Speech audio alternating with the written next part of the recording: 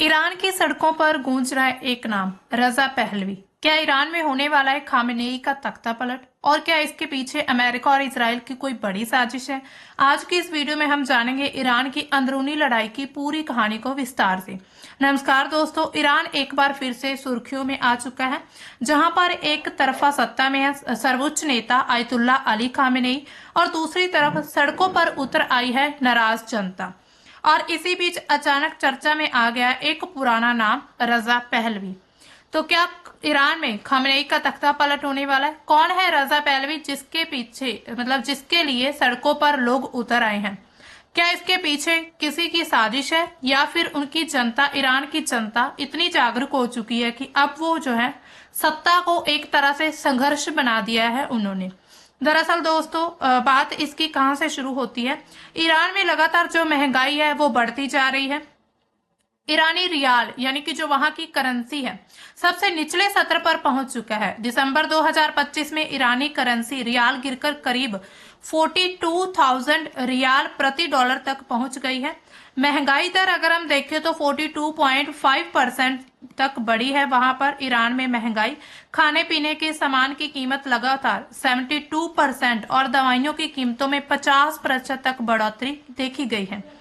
इसी बीच वहां पर सरकार ने 2026 के बजट में 62% टैक्स बढ़ाने का प्रस्ताव भी रख दिया है। तो इस चीज को लेकर वहां की जनता काफी नाराज है। सरकार ने केंद्रीय बैंक गवर्नर को इस महंगाई के लिए जिम्मेदार ठहराया था और उनको हटाकर अब नए गवर्नर वहां पर नियुक्त किए गए हैं। ईरान के राष्ट्रपति मसूद पेजेश्कियान ने प्रदर्शनियों के प्रतिनिधियों से बात करते हुए कोशिश की, उनके लिए उनके साथ सहमति जताने की बात कही है। जो सरकारी प्रवक्ता है फातिमेह मुहाजिरानी, उन्होंने क्या कहा है कि सरकार विरोध प्रदर्शनों को मान्यता देगी। शांतिपूर्ण प्रदर्शन करना लोगों का मौलिक अधिकार है। वहां पर जो लोग हैं वो प्रोटेस्ट कर सकते हैं। और इसी बीच जो जनता है उसमें एक जेनजी प्रोटेस्ट का नाम भी सामने आ रहा है कि वहां पर जो जेनजी प्रोटेस्ट जो हमने पहले नेपाल और भी बहुत सारी जगह में हमें देखने को मिला था, अब वहां पर भी ऐसा प्रोटेस्ट शुरू हो चुका है। इसी बीच वहां पर आम जनता, वहां के जो स्टूडेंट्स हैं, तानाशाही खामेनेई मुर्दाबाद के नारे लगा रहे। इसके साथ ही रजा पहलवी जिंदाबाद, जावेद शाह यानी कि लॉन्ग लिव द शाह, पहलवी बर्मिक दर्द जो है यानी कि पहलवी वापस आएंगे। तो ऐसे कुछ वहां पर नारों में हमें बातें सुनने को मिल रही हैं। तो अमेरिका में अभी ये रजा पहलवी रह रहे हैं। आप यहाँ पर दोस्तों मैप में ईरान की लोकेशन को देख सकते हैं। वहां पर प्रोटेस्ट इस हद तक बढ़ चुका है कि तेहरान से शुरू होकर कराज, रश्त, अराबदिल, यहाँ पर सभी जगह में जो है प्रोटेस्ट लगातार बढ़ता जा रहा है। वहां पर हिंसात्मक घटनाएं भी बहुत ज्यादा बढ़ चुकी हैं। यानी कि जो लोग हैं अब एकजुट हो चुके, एकता के साथ अब चाहते हैं कि आयतुल्ला अली खामेनेई जो है उनको सत्ता से हटाकर उनकी जगह रजा पहलवी को दे दी जाए। अब देखिए रजा पहलवी कौन है, ये आपके मन में भी सवाल आ रहा होगा। तो रजा पहलवी ईरान के आखिरी शाह मोहम्मद यानी कि रजा शाह रजा शाह पहलवी और रानी फराह उनके बड़े बेटे हैं। रजा की जो पैदाइश 31 अक्टूबर 1960 को ईरान की राजधानी तेहरान की हुई है। रजा के भाई अली रेजा, उनकी 2011 में ही मौत हो गई थी। इसके साथ ही रजा की जो शुरुआती पढ़ाई वगैरह वो सब उन्होंने ईरान में की है। 1967 का जब दौर आता है दोस्तों, तो उसमें मोहम्मद रजा शाह के बड़े बेटे रजा पहलवी को ईरान का वली अहद यानी कि क्राउन प्रिंस जो घोषित किया गया था। ईरान के भावी शासक माने जाते थे। हालांकि 1979 में इस्लामिक क्रांति आती है ईरान में और उसके बाद शाह परिवार को ईरान में से ईरान छोड़कर जाना पड़ता है। तब रजा की उम्र सिर्फ 18 साल की थी, यानी कि 18 इयर्स के थे जब उन्होंने ईरान छोड़ा था। रजा परिवार के साथ अब पहले इजिप्ट गए, फिर मोरक्को और फिर अमेरिका में चले गए थे। अमेरिका के विलियम्स कॉलेज और यूनिवर्सिटी ऑफ कैलिफोर्निया से उन्होंने पॉलिटिकल साइंस की अपनी स्टडी वगैरह कंप्लीट की। उसके बाद 1986 में रजा ने ईरानी मूल की जो अमेरिकी नागरिक थी उनसे शादी कर ली। अगर हम अभी बात करें रजा पहलवी की, तो जो रजा है अमेरिका के मैरीलैंड में अभी वहां पर रहते हैं और अमेरिकी नागरिक नहीं है, उनके पास ईरान का ही पासपोर्ट है। यानी कि अगर ऐसा देखा जाए तो इट मीन्स कि उनकी पहले से ही यही मंशा थी कि वो वापस ईरान में आएंगे। इसी वजह से उन्होंने अमेरिका की नागरिकता नहीं ली होगी। इसके बाद रजा जो है ईरान के सुप्रीम लीडर खामेनेई की अगुवाई वाली जो इस्लामिक सरकार है उसको तानाशाह मानते हैं। ईरान के लोगों से चुनाव के जरिए उन्होंने सरकार चुनने की अपील भी की है कि अब जो है जनता ईरान की है वो सरकार चुनेगी वोटिंग के जरिए। इसके अलावा 2013 में उन्होंने national council of Iran for free elections की स्थापना की। ईरान में यह स्वतंत्र चुनाव की डिमांड करता है। अंतर्राष्ट्रीय मंचों पर ईरान की स्थिति पर बोलते हैं। वो विपक्षी नेताओं को एकजुट करने की कोशिश करते हैं। रजा ईरान पर पश्चिमी देशों के बैन का भी समर्थन करते रहे हैं। इसके अलावा अब देखिए ईरान में जो रजा के पिता थे पहले जो मोहम्मद शाह, उनका शासन किस तरह से खत्म हुआ। तो अब देखिए 1941 से लेकर 1971 की जब हम बात करते हैं तो उस समय पर ईरान पर मोहम्मद रेजा शाह उनका शासन चलता था, यानी कि रजा पहलवी के पिता का। इसके अलावा अमेरिका, ब्रिटेन, कई पश्चिमी देशों से उनके अच्छे रिश्ते थे। जो शाह था वो काफी सेकुलर और पश्चिमी विचारों को बढ़ावा देता था। इसके अलावा उसी दौर में ईरान में जो है मॉडलिंग, फिल्में, नाइट क्लब, पार्टीज, वेस्टर्न कपड़े पहनने का ये सब कुछ वहां पर लगातार फैशन बढ़ता गया ईरान में। तो 1963 का जब दौर आता है तो उसमें जो 1963 के दौर में जो शिया धर्मगुरु थे शिया धर्मगुरु रुहुल्लाह खोमेनी, उन्होंने शाह की नीतियों का विरोध करना शुरू कर दिया और उन्होंने कहा कि ये जो ईरान है इसको पश्चिमी देशों की तरह डेवलप करना चाहते। खोमेनी को ये लगता था कि ये जो इस्लाम और ईरान की संस्कृति है उसके खिलाफ ये सब कुछ किया जा रहा है। उन्होंने देश में विलायत फकीही यानी कि इस्लामी धर्म गुरुओं का शासन लाने की बात कही थी। उन्होंने ऐसी बात कह दी। इसी तरह खोमेनी को फिर देश से निकाल दिया गया। तो उस दौर के एक आम मौलवी और आज जो हम ईरान के आज जो सर्वोच्च नेता देखते हैं आयतुल्लाह अली खोमेनी जो है लीडर, उनके भाषण जो है लोगों तक पहुंचाते थे, उनकी बात को लोगों के बीच रखते थे। यहाँ पर आप तस्वीर में भी देख सकते हैं। जनवरी 1978 में ईरान में फिर इस्लामिक क्रांति शुरू होती है। 8 सितंबर 1978 को शाह के विरोध में जो है कोम शहर में जुलूस निकाला गया था 1978 को। इसी पर सेना ने गोलियां चलाई। इसके बाद पूरे ईरान में रजा शाह का विरोध शुरू हो चुका था क्योंकि लोग जो अब धर्म को सबसे ऊपर देखने लगे थे। 16 जनवरी 1979 को शाह को परिवार के साथ ईरान छोड़ना पड़ा। पहले वो इजिप्ट चले भाग गए थे, फिर उसके बाद मोरक्को गए, उसके बाद फिर अब वो अमेरिका में रहते थे। इसी तरह 1 फरवरी को जो खोमेनी थे जिनको देश से निकाला गया था वो 14 साल बाद वापस आते हैं, पेरिस से वापस आ जाते हैं ईरान। खोमेनी को उप रक्षा मंत्री बनाया जाता है। इसके बाद 13 अक्टूबर 1981 को जो खोमेनी है ईरान के तीसरे राष्ट्रपति प्रेसिडेंट बनते हैं। 3 जून 1989 को खोमेनी के निधन के बाद शूरे रहबरी यानी कि एक नेतृत्व परिषद बनाई गई और खोमेनी जो है वो अगले सर्वोच्च लीडर चुने गए थे उस समय पर। यहाँ पर आप उनकी तस्वीर भी देख सकते हैं। इसके साथ ही खोमेनी 36 साल से ईरान की अब सत्ता में सबसे ऊंचे लीडर के तौर पर काम कर रहे हैं, लेकिन अब जो लोग हैं अब उनके शासन से तंग आ चुके हैं। तो अब देखिए ईरान में एक वर्ग खोमेनी के शासन का विरोध कर रहा है। सरकार का आरोप क्या है कि अमेरिका, इजराइल जैसे जितने भी विदेशी हैं वो इन सभी को प्रदर्शनों को बढ़ावा दे रहे हैं, यानी कि वो ईरान से अपनी दुश्मनी निकालना चाहते हैं। इसके साथ ही ईरान के राष्ट्रपति मसूद पेजेश्कियान ने लोगों से एकजुट होने की अपील की और कहा कि दुश्मन जो है वो हमारे देश के अंदरूनी विभाजन का फायदा उठा रहे हैं। अब दोस्तों सवाल उठता है कि ईरान में विरोध प्रदर्शन के पीछे अमेरिका इजराइल की सचमुच में साजिश है या फिर ये ईरान के द्वारा लगाया गया एक अफवाह, मतलब झूठा एक तरह से उन पर आरोप लगाया जा रहा है। तो सबसे पहले ऑब्जर्वर रिसर्च फाउंडेशन के सीनियर फेलो जो हैं सुशांत सरीन, उन्होंने क्या कहा कि पिछले साल जून में इजराइल ने अमेरिका की मदद से ईरान पर हमला किया। उसका प्राइमरी ऑब्जेक्टिव क्या था कि ईरान को कमजोर करना। ईरान की सत्ता पर इस्लामिक मुल्लाओं की जगह इजराइल से अच्छे रिश्ते रखने वाली या कम से कम उसे दुश्मन ना मानने वाली सरकार आ जाए तो सोने पर सुहागा होगा।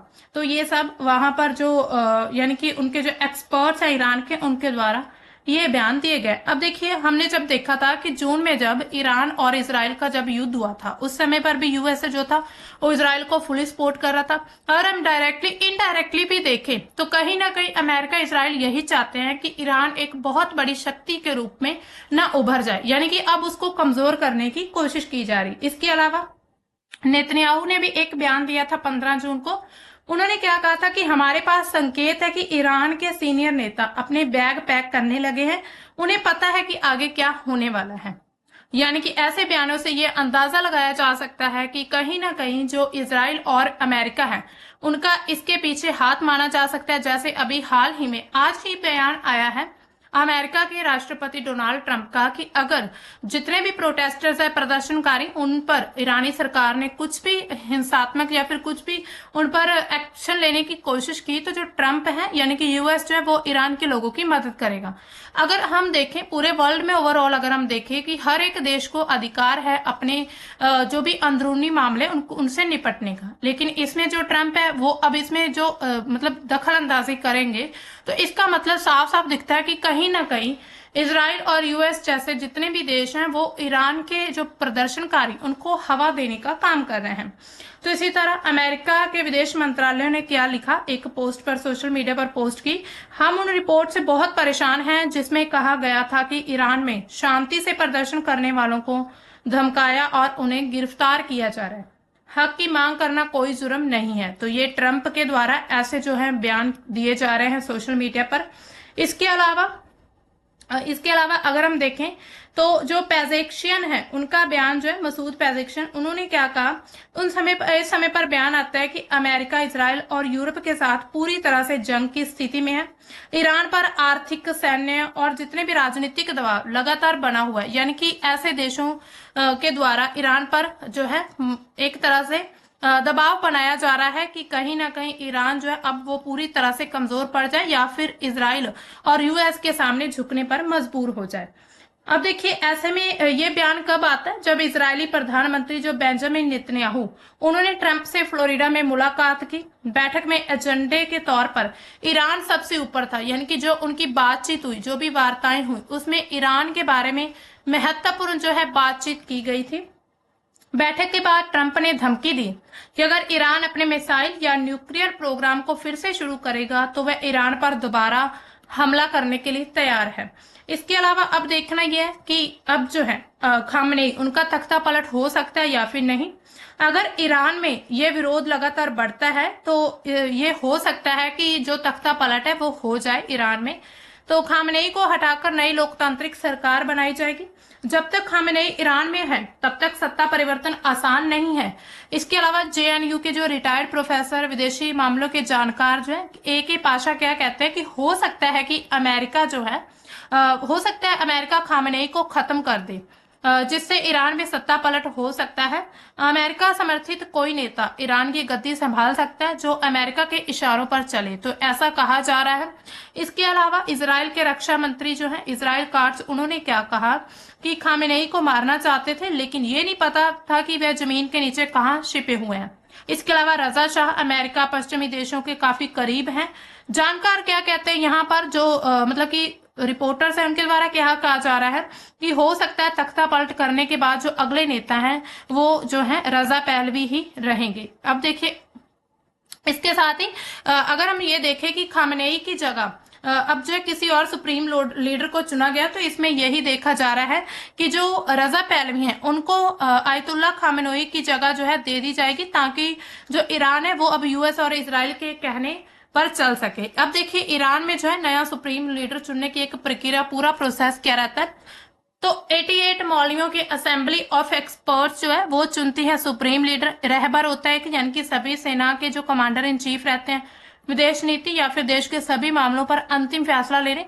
बाकी पदों पर नियुक्ति का अधिकार रहता है। अब तक सिर्फ 2 लोग इस पद पर पहुंचे हैं। अब देखिए असेंबली ऑफ एक्सपर्ट्स क्या होती है, 88 मौलवी और उलेमाओं की संस्था होती है। हर 8 साल में ईरान के नागरिकों के द्वारा सदस्यों का चुनाव होता है। रहबर के चुनाव से लेकर उनके काम पर नजर रखने का काम करते हैं। रहबर ठीक से काम न करे तो उन्हें बर्खास्त करने की भी ताकत होती है। इसके अलावा राष्ट्रपति कैसे चुना जाता है? ईरान का दूसरा सबसे ताकतवर पद होता है राष्ट्रपति। संविधान लागू करने, विदेश नीति में दखल का अधिकार रहता है, लेकिन अंतिम फैसला वो रहबर का ही रहता है। यानी कि ईरान में अगर हम देखें तो रहबर सबसे उछला पद है। जैसे कि हमारे यहाँ पर पीएम का सब कुछ, जैसे हमारे भारत में देखते हैं हम जो प्राइम मिनिस्टर होते हैं उनकी हर बात, यानी कि उनका ही जो फैसला, मेनली उनकी सरकार चलती है, उनका ही काम रहता है हर काम में, मतलब हर फैसला वही लेते हैं। इसी तरह रहबर सर्वोच्च होता है, उसके बाद जो है राष्ट्रपति। हर 4 साल में चुनाव के लिए इस्लाम के 12 जानकारों को गार्डियन काउंसिल की मंजूरी जरूरी होती है। यानी कि 4 साल के बाद जितने भी इस्लाम को अच्छी तरह से जानते हैं, इस्लाम धर्म को जितने भी उसके रूल्स रेगुलेशंस को जानते हैं, उनकी जो है जानकारी होनी चाहिए। इसके अलावा गार्डियन काउंसिल क्या होती है? इस्लाम के जो 6 जानकार होते हैं, यानी कि जो जानते हैं। इसके अलावा 6 जजों की संस्था, हर 6 साल पर इनका चुनाव जो होता है रहबर करते हैं। यानी कि रहबर के द्वारा ही जज या फिर गार्डियन काउंसिल का चुनाव किया जाता है, जो उनको सलाह देते हैं। इसके अलावा संसद के पास कानूनों को खारिज करने की शक्ति भी होती है। संसद में कितने लोग होते हैं? 290 सदस्य को चुनने के लिए हर 4 साल में आम चुनाव कानून बनाने और उसको सालाना बजट खारिज करने, राष्ट्रपति मंत्रियों के खिलाफ महाभियोग चलाने का भी अधिकार होता है संसद के पास। तो ये सब अलग अलग जो है लेवल पर जो पूरी तरह से ईरान में ये काम चलता है। अब देखिए, ईरान में सत्ता बदलने से अमेरिका इजराइल को क्या फायदा होगा? सबसे पहले अगर हम देखें तो मिडिल ईस्ट पर जो है यूएस या फिर अगर हम इजराइल की बात करें तो ये जो कंट्रीज हैं ये मिडिल ईस्ट में अपना पूरी तरह से कंट्रोल करना चाहती हैं, तो ये कंट्रोल उनका हो जाएगा आसानी से अगर ईरान में जो है रजा पहलवी की सरकार आती है। तो मिडिल ईस्ट में जैसे कतर, इराक, सीरिया, जॉर्डन, यहाँ पर आप देख सकते हैं पूरा ये एशिया जो मिडिल ईस्ट है। कुवैत, सऊदी अरब जैसे जितने भी देश हैं उसमें अमेरिका ने अपने मिलिट्री बेस बनाए हुए हैं। ईरान के कब्जे के लाल सागर के रूट्स के जरिए, यानी कि यहाँ पर आप देख सकते हैं रेड सी जो रूट है, इसके जरिए अमेरिका का तेल और बाकी चीजों का ट्रेड भी चलता है। ईरान अकेला ऐसा देश है जहां पर अमेरिका का कोई भी बेस नहीं है। यानी कि अब देखिए, अमेरिका जो वो हर जगह अपने बेस बना चुका है, लेकिन ईरान में अभी तक कोई भी अमेरिका का एक भी मिलिट्री बेस नहीं है। अगर ईरान में अमेरिका के मुताबिक सरकार आती है तो पूरे मिडिल ईस्ट पर जो है यूएस का कंट्रोल हो जाएगा। इसके अलावा सऊदी जैसे देश है उसमें मजबूत अलायंस बन सकती है। मिडिल ईस्ट में सऊदी अरब और ईरान के बीच इस्लामिक देशों की जो लीडरशिप है उसको लेकर वर्चस्व की पुरानी लड़ाई चलती आ रही है। यानी कि सऊदी अरब और ईरान की जो है लगातार लड़ाई हमें इतिहास से देखने को मिलती है। सऊदी अरब जैसे जितने भी अरब देश हैं उनसे अमेरिका के सैन्य, आर्थिक, कूटनीतिक रिश्ते हैं।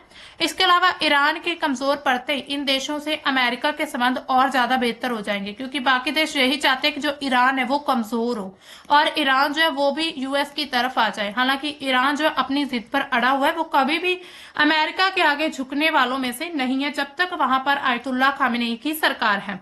इसके अलावा इजराइल अमेरिका गठजोड़ और ज्यादा मजबूत हो सकते हैं। एक्सपर्ट्स क्या कहते हैं? ईरान के कमजोर होने से इजराइल अमेरिका सहयोग का सबसे बड़ा दावेदार बना रहेगा। यानी कि ईरान जो है अगर कमजोर होगा तो इजराइल और अमेरिका का सहयोग करेगा। अगर ईरान से अमेरिका के संबंध बेहतर हो जाते हैं तो इजराइल को मिडिल ईस्ट में एक और मजबूत टक्कर मिल सकती थी। अभी तक इजराइल अमेरिका से सबसे ज्यादा आर्थिक और सैन्य सहायता पाने वाला देश है। इसके अलावा CFR की एक रिपोर्ट है, काउंसिल ऑन फॉरेन रिलेशंस, उसकी रिपोर्ट के मुताबिक 1948 में, दोस्तों यहाँ पर 1948 की बात हो रही है, उसमें इजराइल बनने के बाद से अब तक अमेरिका उसे $300 बिलियन यानी कि 25 लाख करोड़ रुपए से भी ज्यादा दे चुका है। तो दोस्तों इसी तरह ईरान में लगातार ये तनाव बने हुए हैं, वहां पर ऐसी सिचुएशन बन चुकी है। तो इसी तरह जनता का जो गुस्सा है वो सामने आ रहा है। अगर ईरान में तख्ता पलट होता है तो यूएस का जो वर्चस्व है या फिर यूएस के जो मिलिट्री बेस है वो ईरान में भी स्थापित हो सकते हैं, जैसा कि इतिहास में कभी भी नहीं हो पाया है वैसा हो सकता है। तो आप क्या सोचते हैं, क्या ईरान में सत्ता बदलेगी या फिर खामेनेई सब कुछ संभाल लेंगे? कमेंट में अपनी राय जरूर लिखिएगा। अगर आपको वीडियो अच्छा लगे तो लाइक करिए, चैनल को सब्सक्राइब करना ना भूलिएगा। मिलते हैं किसी और नए करंट के टॉपिक में, तब तक के लिए बाय। Thanks for watching.